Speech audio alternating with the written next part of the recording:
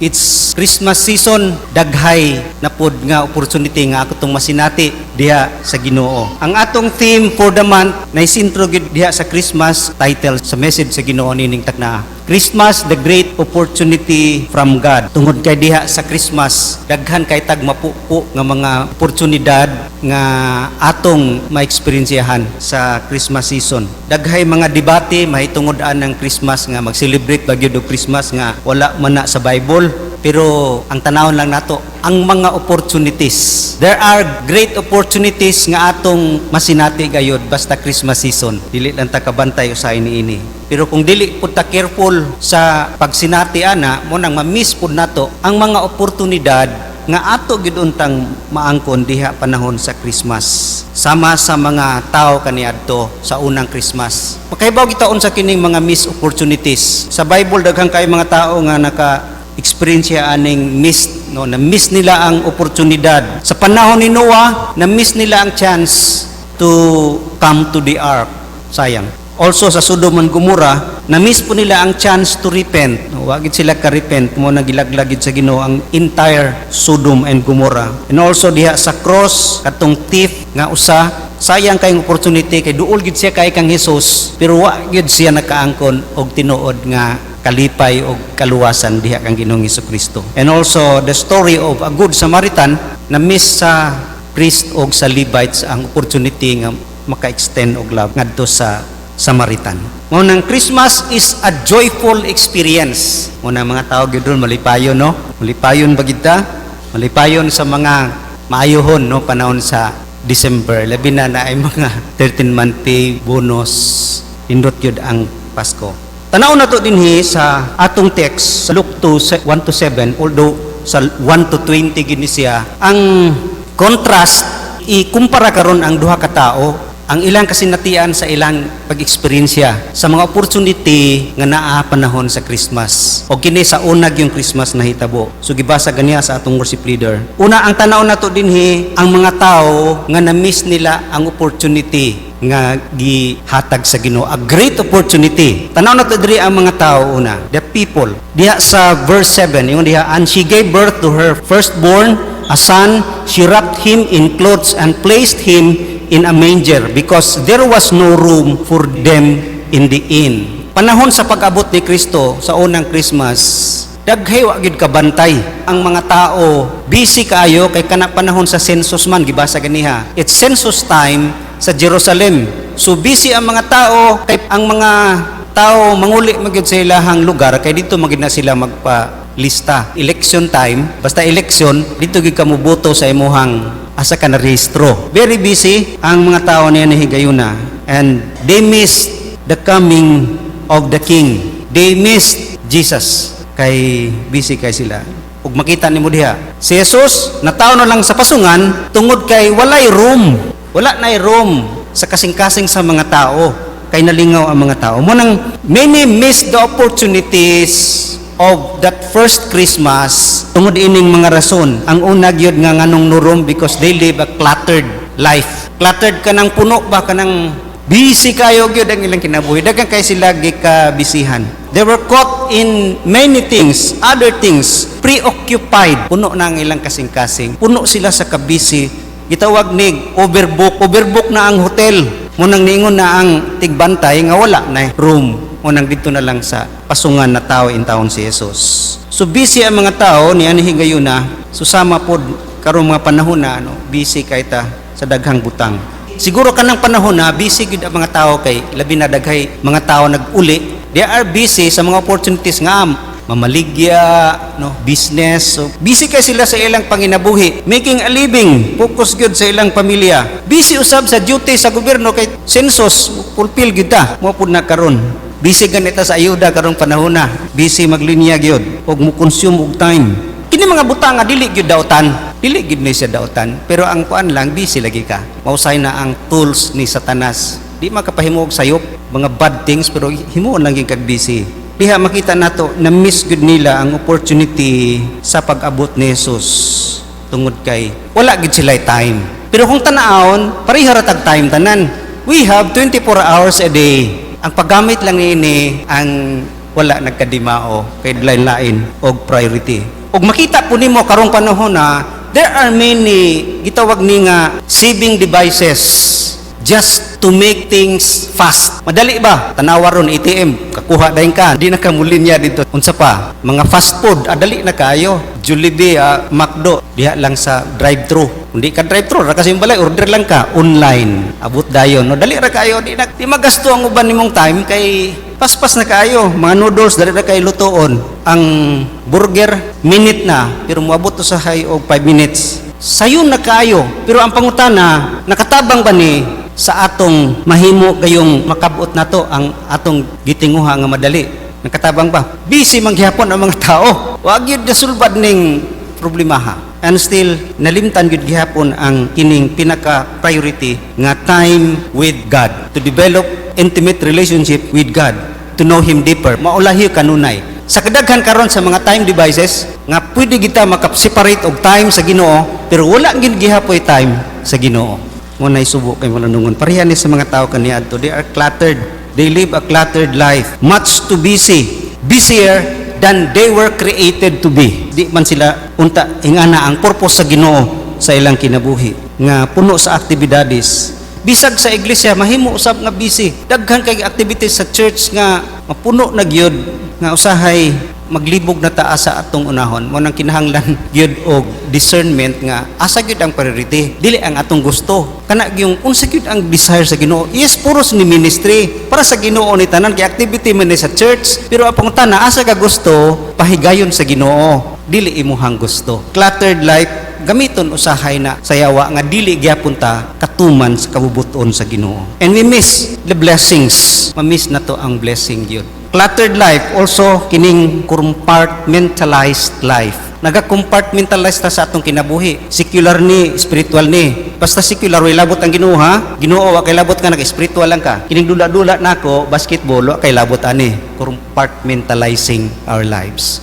Sa atong mga sports, hobbies, bisan sa atong mga friends, entertainments, way labot ang Ginoo diha. Mao ni usahay, ma-miss ang blessing because we compartmentalize. If God is not Lord of all areas sa atong kinabuhi, is not Lord at all. Munang nanguntahan na gid siya sa Luke 6:4 nga, why do you call me Lord? Nga dili man day ako ang magbuot sa tanan area sa imong kinabuhi. Compartmentalizing is a hindrance sa blessing nga ilang maangkon unta, na miss nila na, wa nila nakabuot na nga opportunity. Then also comfortable life. Ang comfort mao gyud ni usahay mahimong babag sa pagkabot nato sa mga opportunity nga unta mao na ang great opportunity nga ihatag sa Ginoo karong taknaa. Na miss nato kay murag hayahay na kaayo ta nga na-focus na ta diha. Na-focus ta sa mga counterfeit comfort sa kinabuhi nga pagtuo nato mo ni makahatag og kalipay.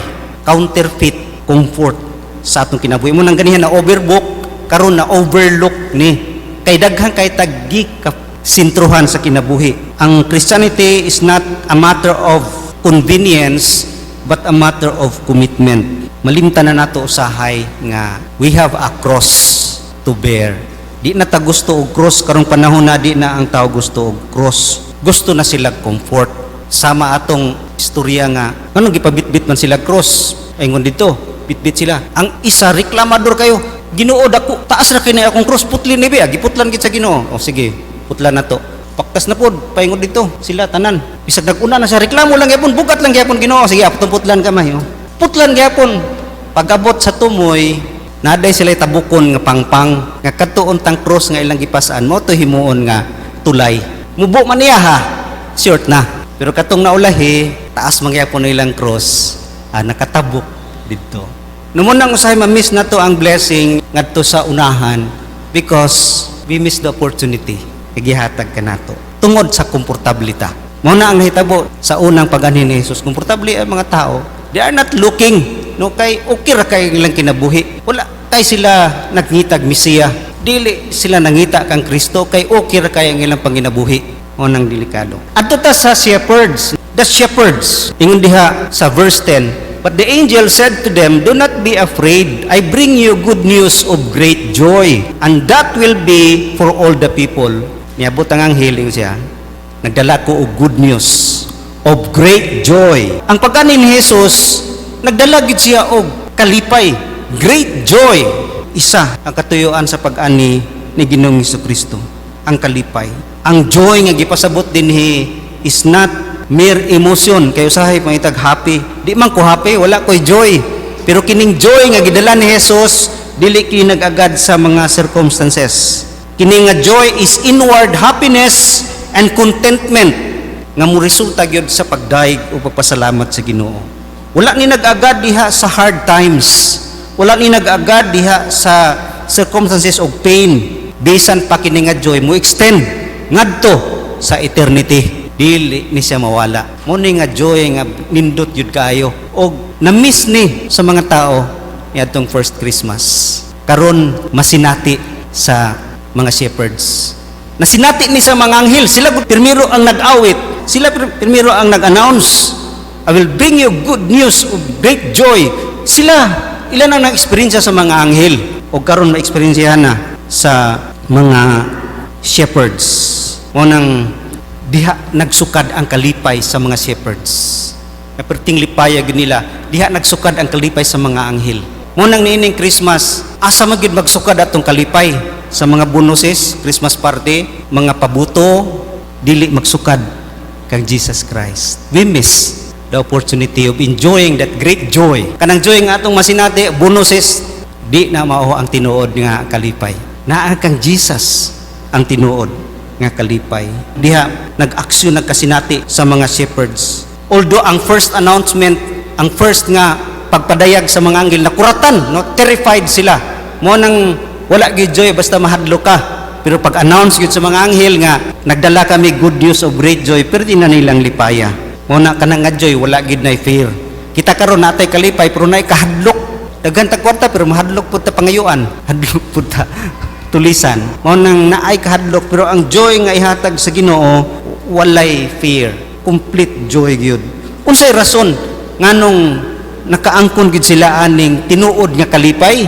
Mao kani karon ang rason. Ganiha ang rason nganong napurpit ang privilege o ang opportunity. Kini ang rason sa mga shepherds. Una, because they are attentive to the message. Pag ingon sa anghel nga the angel of the Lord appeared to them and the glory of the Lord shone around them, they were terrified. Pag announce gyud, pag pakita gyud sa mga anghel, terrified sila kalihok, naminaw gid sila unsay gi-announce. They are attentive, listening to the angel. Naagi isulti ang Ginoo. Mao ning isulti sa Ginoo. Mao nang Christmas is a great opportunity for us to hear unsay isulti kanato ni anang higayuna. Pero naay mga tao gyud nga balik-balik man ang mensahe sa pastor. Christmas mangyapon na, kapila na nagibalik-balik na sa Christmas, boring naman na kayo.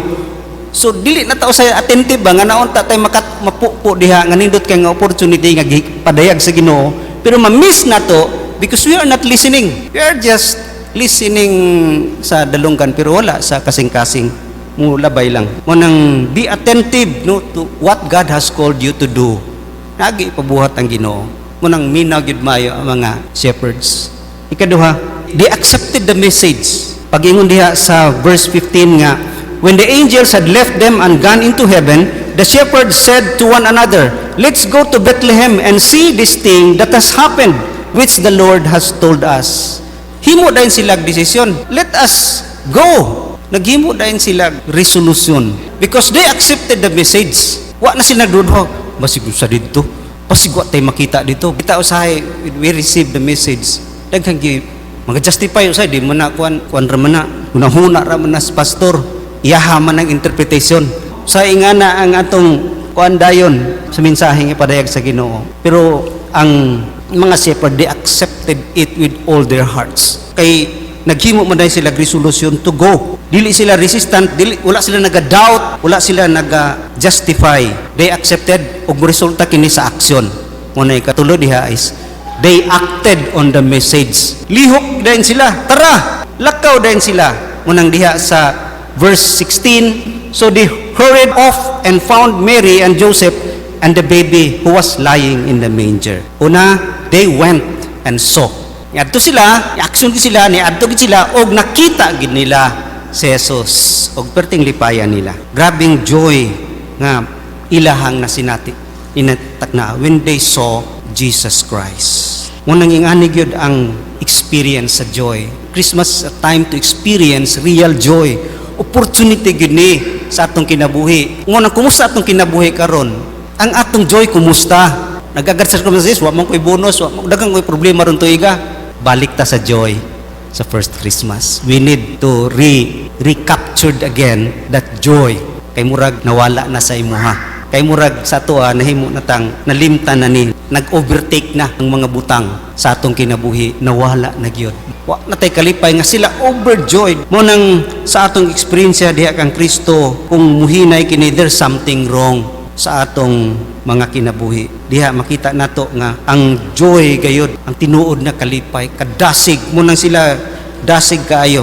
Puno gid sila sa kadasig na nakita nila si Kristo. Mo nang this season, no, this Christmas season, we need to meet Jesus Christ again. Yes, na-meet man nato siya nga naay experience sa atong kaluwasan, pero kung nawala na nilit, kinahanglan ato na usab siyang ma-meet personally. Not anymore salvation, meet nato siya para balik na pod ang atong joy. Mabalik na pod ang atong tinuod na kalipay. O muresulta kini sa praise and worship. Grabe sila. Lipay kay sila, they went and saw and then they left and shared. Sa verse 20, ingon diha, the shepherds returned, glorifying and praising God for all the things they had heard and seen, which were just as they had been told. Nibiya sila, puno sa pagsimba o paghimaya sa Ginoo. Muna kung wala na atong joy, balikon do nato na nining Christmas. O dili kamubiya nining church, nga dili mag-aso-aso imong kasing-kasing sa paghimaya sa Ginoo. Uli ka nga sila nanguli sig-awit, glorifying and praising God for all the things they had seen and heard. Munang they praise God. Ang tinuod nga ebidensya nga you met Jesus Christ, you will praise Him. The real evidence nga you worship dinhi nga church, pag uli nimo malipayon gid ka. Walay luna gid sa imo ang kasuko ug mga kahadlok. Malipayon gid nga still living Monday hantod sa Saturday, praising God by way of thanking God in obedience to His word and in doing things nga mahimaya ang Ginoo as gratitude to Him. Mao na ang tinuod gyud nga ebidensya. Not only they praise, kini ganing puno ang imong kasing-kasing sa kalipay, manggina pwede nimo na ipahungaw. Imposible gina. Wala gyud matago. Basta excited kay ka sulod sa imong kasing-kasing, bisan pagmapakaroon inong kamong gawas gina. Mo praise gyud ka, muhimaya gyud ka, mo worship gyud ka. And also they tell others. Nanguli sila og ilahag yung gisultihan usab ang uban sa unsay ilahang nasaksihan. Munang di kita kapugong kung kita gyud makasinati sa joy, iting nindot gyud i-share, di ba? Nindot testimony basta puno kas kalipay. Pero natas disgrasya kalisod murag lisod di testimony no? Pero puno kas kalipay, di gid ka mapugngan, di gid ka maulaw kung unsay gibuhat sa Ginoo sa imong kinabuhi. Ang joy naghatag og excitement sa ilang kinabuhi, nagmotivate sa nila to tell someone. Una ang resulta, they left and shared. And also, dili lang sila they left and shared, nanguli sila nga nausab. Dili na sila mao. Dili na gid sila mao. Tungod kay sa pagpanguli nila, they are filled with hope and joy. Ang epekto gani basta kita gid makasinati sa Ginoo, puno gid kag paglaom. Sila ha karon tung kinasayod nila nga si Jesus ang Mesiya, hope nga magmadaogon na sila sa tanang panahon bisag sa mga kalisod, labi na gyud sa ilahang problema sa ilang kalag, maluwas na sila na sila yung Mesiya. Ug kana nga eksperyensya dako kay nag-impact sa atong pagkinabuhi matag adlaw. Mo nang sila dako kay kausaban gyud sa ilang kinabuhi nga nanguli sila na aning mga butanga. They have that hope, they have that joy, they have that faith in the Lord Jesus Christ. Mo nang di sila mapugan mamalita gyud. Nausab gyud ang ilang kinabuhi. Yes, they return back to their old nga field.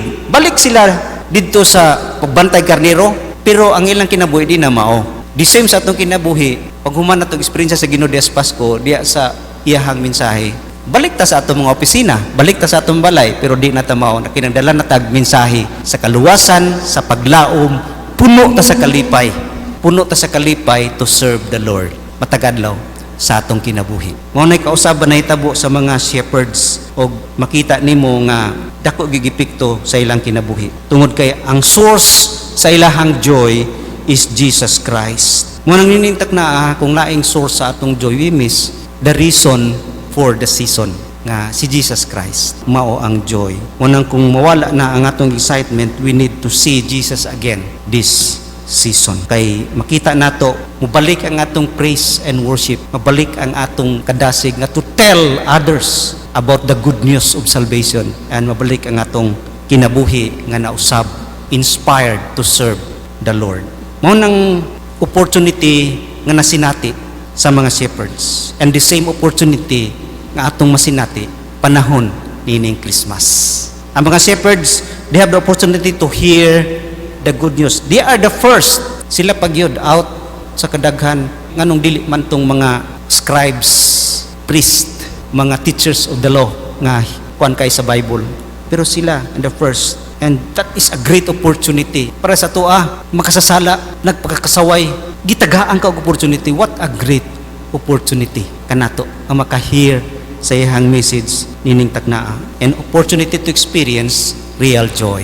Wala nagagad sa joy sa kalibutan tungod kay ang joy nga ilang nasinati is tinuod yun nga joy. An opportunity also to be a missionary. They are the first missionary telling others, sharing others the good news. Mao nang let us welcome this season with anticipation of the many opportunities nga ihatag kanato sa Ginoo. Balik-balik ang Christmas pero bag-o kanunay ang mga opportunity nga iyahang ihatag kanato. Mao nang experience these opportunities this season. Sa mga katawhan nga wala pa nakasinati diha kang Kristo, you will not experience this joy kung wala pa si Kristo sa imuhang kinabuhi. Kinahanglan nato dawaton si Kristo. Dawaton nato si Kristo sa atong kinabuhi aron ma-experiencehan ginato ang tinuod nga kalipay nga naa diha kaniya. Kung wala pa si Kristo sa atong kinabuhi, this is a great opportunity for us to experience His love and grace. Let us pray.